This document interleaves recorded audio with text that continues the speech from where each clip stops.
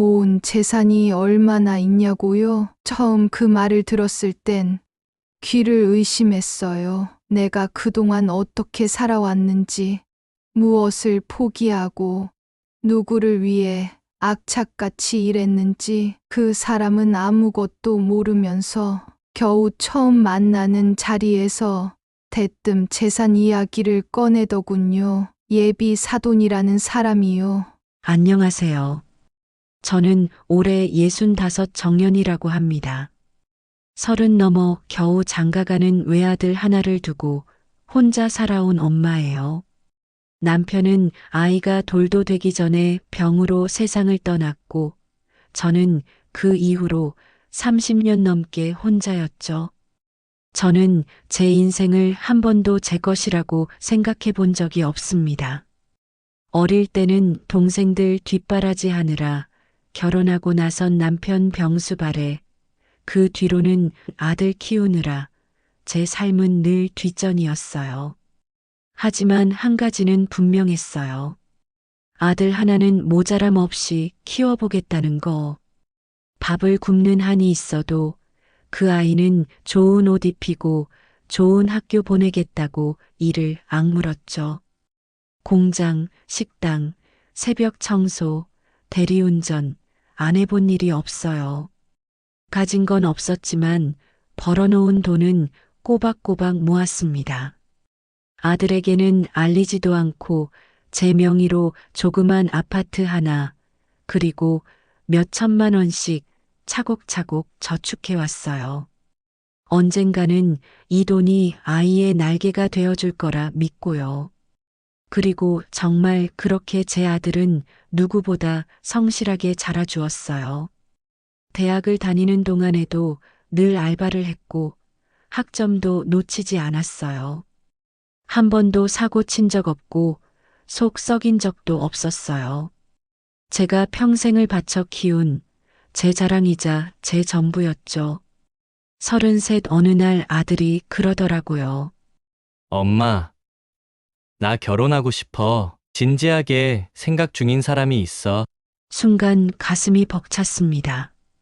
그래, 이제 내 아이도 자기 가정을 꾸릴 나이가 되었구나. 행복하게 살아주기만 한다면 그 어떤 지원도 아깝지 않다는 생각뿐이었어요. 그 사람과 함께 밥 한 번 먹자고 인사 한 번 하자고 말했더니 곧 자리를 마련하겠다고 하더군요. 그리고 며칠 뒤 만난 자리에서 그 사람의 어머니, 즉 예비 사돈이라는 분이 처음 건넨 말이 바로 그거였습니다. 정 여사님, 모은 재산이 얼마나 되세요? 처음엔 잘못 들은 줄 알았습니다. 예비 며느리는 얌전했고 우리 아들과 잘 어울릴 것 같았습니다. 그런데 그 엄마라는 사람이 요즘 서울 신혼집 하려면 최소 10억은 있어야 하잖아요. 저희도 부담이 좀 되어서요. 혹시 준비해 두신 거 있으세요? 그 말이 저한테 어떤 충격이었는지 그 사람은 아마 죽을 때까지 모르겠지요. 그날 집으로 돌아오는 길 아무 말도 할 수가 없었습니다. 입가엔 어색한 웃음을 띠고 있었지만 속은 부글부글 끓고 있었어요. 모은 재산이 얼마나 되냐고? 내가 어떤 마음으로 아들을 키웠는데 내가 살아온 날들을 그렇게 가격표 하나로 매길 수 있는 거였을까요? 다음 날 아들이 전화를 걸어왔어요. 엄마, 미안해. 어제 엄마 표정이 안 좋으시길래 혹시 무슨 일 있었어? 처음엔 아무렇지 않은 척했죠. 아니야. 엄마가 괜히 긴장해서 그랬지 뭐. 그랬지만 속으로는 다시금 생각하게 됐어요. 정말 이 결혼 괜찮은 걸까? 나는 아들의 행복만을 바라는데 저 사람들은 돈만 보는 건 아닐까? 며칠 뒤 아들이 슬며시 말을 꺼냈습니다. 엄마, 그 집에서 신혼집은 저희가 마련하는 거로 알고 있어. 그래, 그랬지. 근데 그게 아예 전세가 아니라 매매로 했으면 좋겠대. 대출 껴서 사면 어떻겠냐고 하더라고. 누가? 장모님이. 그제서야 나는 확신했어요. 이 사람들은 내 딸 잘 되게 하려면 시댁이 이 정도는 해줘야 한다는 생각을 너무도 당연하게 하고 있다는 걸. 물론 저도 처음부터 신혼집을 해줄 생각은 있었어요. 제가 갖고 있는 아파트는 제 노후 자금이기도 했고 언제든 병원비나 요양비로 쓸 수 있도록 아껴둔 돈이었지만 그래도 외아들 결혼이라면 못할 것도 없었죠. 하지만 그날 이후 생각이 달라졌어요. 나는 지원이 아니라 거래의 대상이 된 것 같았어요. 아들이 결혼을 잘하려면 내가 가진 걸 내놔야 하는 것처럼 들렸습니다. 며칠 후 아들 결혼 준비가 본격화되면서 연락이 잦아졌어요. 예비 며느리는 깍듯했고 우리 아들도 늘 고마워했어요. 하지만 문제는 또다시 그 집안 어른들이었죠. 예단 예물 이야기부터 시작해서 예식장, 식대, 하객, 혼수까지 하나같이 그쪽에서 시댁이 어느 정도는 해줘야 하지 않겠냐는 말투로 슬그머니 떠넘기는 겁니다. 겉으론 예의를 차리면서도 내용은 철저히 손익계산이었어요. 결정적으로 한 달 뒤 열린 본격적인 상견례에서 그 예비 사돈이 또다시 제게 묻더군요. 사돈, 그 아파트는 혹시 누구 명의로 되어 있나요? 순간 손에 쥐고 있던 물컵이 미세하게 떨리는 걸 느꼈어요. 제 명의입니다. 아, 그러시군요. 그럼 나중에 혹시 젊은 사람들이 안정적으로 살 수 있게끔 증여 같은 걸 생각해 보신 적은 없으신지. 정말 참담했습니다. 이 사람은 내 아들, 내 가정, 내 노후에는 관심이 없었어요. 그저 자기 딸의 미래, 자산을 확보하러 온 투자자 같았습니다. 상견례가 끝나고 돌아오는 길에 아들은 제게 말했어요. 엄마, 장모님이 조금 걱정이 많으셔서 그래. 우리 걱정해서 그러시는 거야. 나도 너무 부담스러우면 안 한다고 말할게. 하지만 그 말이 더 아팠어요. 그동안 제가 아들한테 얼마나 많은 걸 내어줬는지, 그래서 지금 가진 것들은 내 노후를 위한 마지막 보루라는 걸, 내 아들조차 온전히 이해하진 못하고 있다는 걸 느꼈거든요. 결국 나는 결심했어요. 아무것도 해주지 않겠다. 더 이상 좋은 엄마, 예비 시어머니라는 이름으로 나를 소비하지 않겠다고요. 그리고 며칠 후 아들에게 조심스레 이야기를 꺼냈습니다. 너희 신혼집은 미안하지만 내가 해줄 수 없을 것 같다. 엄마 갑자기 왜 그래? 갑자기 아니야. 계속 생각하고 있었어. 너한테 미안해서 말을 못했을 뿐이지. 아들은 당황했고 며칠째 연락이 없었어요. 그러더니 어느 날 밤 예비 며느리와 함께 집에 찾아왔습니다. 어머님, 저희가 뭘 잘못한 게 있다면 말씀해 주세요. 그런 건 아니야. 그냥 내가 이제는 내 인생도 좀 챙기고 싶어서 그래. 예비 며느리는 겉으로는 웃고 있었지만 그 속에 감정이 요동치는 게 느껴졌어요. 그리고 결국 그녀가 먼저 말을 꺼냈죠. 사실 엄마가 그러시더라고요. 저희가 집을 마련하지 못하면 결혼은 좀 더 생각해 보는 게 낫지 않겠냐고. 나는 순간 말문이 막혔어요. 이 결혼이 사랑이 아니라 자산의 조건으로 계산되고 있다는 게 너무도 노골적으로 드러나는 순간이었으니까요. 그래? 그럼 나도 말할게. 그쪽이 우리 집 형편을 따져 묻고 아파트 명의까지 확인하려고 한 순간부터 나는 이 결혼에 더 이상 마음이 가지 않아. 어머님! 내가 아들을 위해 해줄 수 있는 건 건강하고 자유로운 인생이야. 누군가에게 휘둘리며 사는 결혼 생활은 원하지 않아. 그 말 이후 아들의 얼굴이 굳었습니다. 그날 밤 늦게까지 아들과 단둘이 앉아 대화를 나눴어요. 엄마, 지금이라도 말해줘. 혹시 내가 잘못된 선택을 하고 있는 거면 그만두라고 해줘. 나는 엄마 말을 믿을 수밖에 없어. 나는 잠시 말을 잇지 못했어요. 결혼을 앞둔 아들의 흔들리는 눈빛이 너무도 안타까웠거든요. 하지만 이 결혼은 사랑보다 조건이 먼저였다는 걸 이미 수차례의 상처로 나는 느낄 수 있었죠. 결혼은 조건도 중요하긴 해.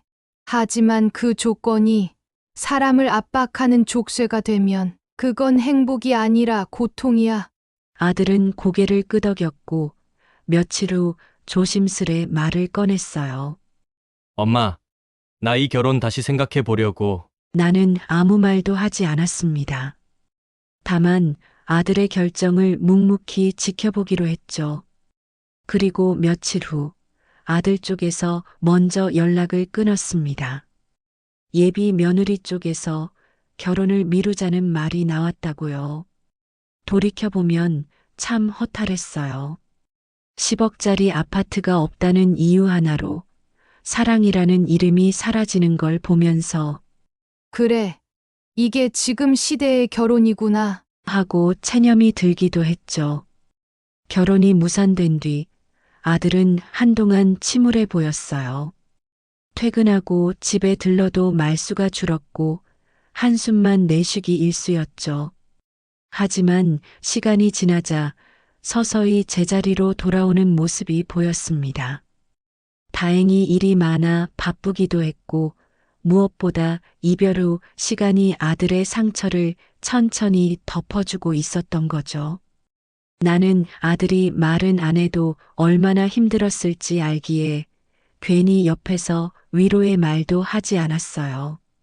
그저 따뜻한 밥 한 끼 해주는 것, 조용히 커피 한 잔 같이 마시는 것, 그게 엄마로서 내가 할 수 있는 전부였죠. 그렇게 계절이 2번 바뀌고 어느 날 아들이 조심스레 이야기를 꺼냈습니다. 엄마 사실 요즘 만나는 사람 있어. 그래. 잘 됐네. 어떤 사람이야? 응, 동갑이고. 우리 회사에서 일해. 그냥 말이 참 잘 통하고 따뜻한 사람이야. 나는 말없이 아들의 얼굴을 바라봤습니다. 그 표정엔 지난번 결혼을 앞뒀을 때와는 다른 편안함이 깃들어 있었어요. 무언가에 억눌려 있던 모습이 아니라 자연스럽고 부드러운 그야말로 사랑받는 사람의 얼굴이었죠. 그 사람은 엄마랑도 한번 보고 싶어 해. 그래. 나야 좋지. 그리고 며칠 후 아들은 새로운 여자친구를 데리고 집에 왔습니다. 평범한 옷차림에 긴 생머리를 단정하게 묶고 온 그 아이는 처음부터 나를 향해 고개를 깊이 숙이며 인사를 했어요. 안녕하세요. 처음 뵙겠습니다. 김현주라고 해요. 항상 좋은 이야기만 들었는데 직접 뵙게 되어 너무 반갑습니다. 그 순간 나는 느꼈어요. 아, 이 아이는 진심이구나. 말투 하나, 눈빛 하나, 내 손을 잡는 따뜻한 온기에서 모든 걸 알 수 있었어요. 함께 저녁을 먹으며 이런저런 이야기를 나눴는데 나에 대해 궁금한 점도 많이 묻고 내 건강과 가게 이야기도 귀 기울여 들었죠.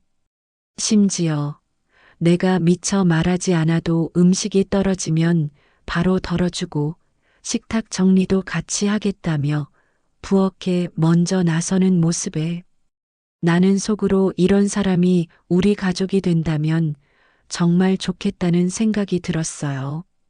며칠 후 아들이 정식으로 말했습니다. 엄마, 나 이번엔 천천히 하려고 해. 현주도 결혼이란 건 가족 전체가 함께 이어가는 일이라고 생각하거든. 나는 고개를 끄덕였죠. 그래. 결혼은 둘만의 일이 아니고 두 가족이 함께 엮이는 거니까. 그리고 정말 예상치 못한 일이 일어났습니다. 며칠 후 현주 씨의 어머니가 내게 따로 전화를 걸어왔어요. 은우 어머님 맞으시죠? 현주 엄마예요. 딸이 너무 감사했다길래 저도 인사드리고 싶어서요. 조용하고 따뜻한 목소리였어요. 아휴, 뭘요? 저야 뭐 그냥 반가웠습니다. 딸이 그러더라고요. 어머님이 마치 자기 친정엄마처럼 따뜻하게 대해주셨다고. 그 말을 듣는데 제가 괜히 울컥하더라고요. 그리고 그녀는 조심스레 이런 말도 덧붙였습니다. 저희 무슨 도움 바라지도 않고 그냥 두 아이가 좋아하는 마음만 놓치지 않고 잘 살면 그게 제일 큰 바람이에요. 그 말을 듣는데 나는 속이 시원해졌습니다. 사람이란 결국 마음이 중요하다는 걸 다시 한번 절실히 깨달았어요. 그렇게 새로운 인연은 과거의 상처를 덮고 더 단단하게 내 삶을 채워주기 시작했습니다. 그 후로도 나는 천천히 조심스럽게 아들과 현주 씨를 지켜봤습니다. 둘은 주말이면 내 가게에도 들렀고 함께 밥도 먹고 웃는 시간도 많아졌어요. 현주는 아들의 손을 꼭 잡고 말하곤 했죠. 어머님 뵈러 가자. 오늘은 내가 떡볶이도 사드릴래. 그 한마디에 피곤하던 하루가 싹 녹아버리는 것 같았어요. 처음 아들의 결혼을 준비할 때 나는 내가 가진 걸 전부 줘야만 좋은 부모라고 생각했어요. 집 한 채가 전부였고 그마저도 아들 신혼집으로 기꺼이 내어줄 마음이 있었죠. 그런데 정작 그런 진심은 돈으로만 따지는 사람들 앞에서는 값없이 취급받을 뿐이었어요. 모은 재산이 얼마나 되시냐? 그날의 그 말 한마디가 내 속을 핥히고 지나갔을 때 나는 깨달았어요. 내가 정말 지켜야 할 건 돈이 아니라 존엄이란 걸. 그때 결혼이 성사됐더라면 나는 분명히 지금도 마음 한구석이 시커멓게 타들어갔을 겁니다. 하지만 다행히도 그 상처를 지나 또 다른 인연을 만났고 그 인연은 내가 가진 것보다 내 마음을 먼저 알아봐 줬어요. 며칠 전 현주가 조심스럽게 이야기를 꺼냈습니다. 어머님, 우리 결혼 준비 조금씩 해도 괜찮을까요? 나는 말없이 고개를 끄덕였죠. 그리고 한참 후에야 조용히 한마디 건넸습니다. 이번엔 내가 집 해주고 말고를 떠나서 그냥 너희 둘이 서로 아껴주고 나처럼 후회 안 하게만 살면 좋겠다. 그 말에 현주 씨는 눈시울을 붉히며 제 손을 꼭 잡았습니다. 어머님, 저 꼭 잘할게요. 그리고 집이요. 저희 둘이 대출 받고 맞벌이해서 하나하나 만들어 갈 거예요. 그러니까 어머님은 그냥 저희 응원만 해주세요. 나는 그 말을 들으며 마음이 얼마나 편안해졌는지 모릅니다. 무엇보다도 내가 부모로서 해야 할 일을 이제야 제대로 하고 있구나 싶었어요. 사람들은 자식 결혼시키면서 집도 해주고 돈도 줘야 제대로 도운 거라고 생각하곤 하죠. 하지만 이제와 돌이켜보니 진짜 필요한 건 돈보다 마음, 보여지는 체면보다 서로의 존중이었던 것 같아요. 나는 여전히 작은 떡볶이 가게를 운영하고 있습니다. 예전보다 손님은 좀 줄었지만 가끔 단골 손님들이 와서 묵곤 해요. 사장님 아드님 결혼 안 해요? 이제 곧 해요. 이번엔 진짜 좋은 사람 만났어요. 아이고, 축하드려요. 이제 나는 웃으며 대답할 수 있어요. 이전처럼 속상하거나 억울하거나 상처받지 않고 그저 한 사람의 엄마로서 담담히 그리고 자랑스럽게 그리고 마음속으로 다짐합니다. 이제는 나 자신을 가장 먼저 아껴주자. 누가 뭐래도 내 인생은 내가 지켜야 하니까.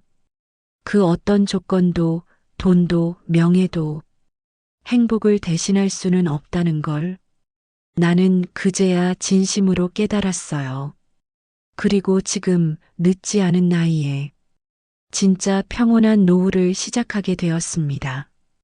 여러분이라면 만약 예비사돈이 모은 재산이 얼마나 되냐고 물었다면 과연 어떻게 하셨을까요?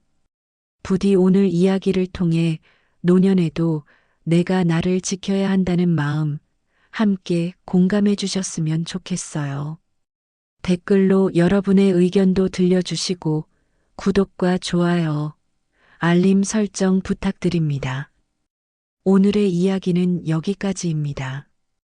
이 글을 보신 모든 분들이 내 삶의 주인공은 나라는 걸 기억하며 행복한 노년을 살아가시길 바랍니다. 감사합니다.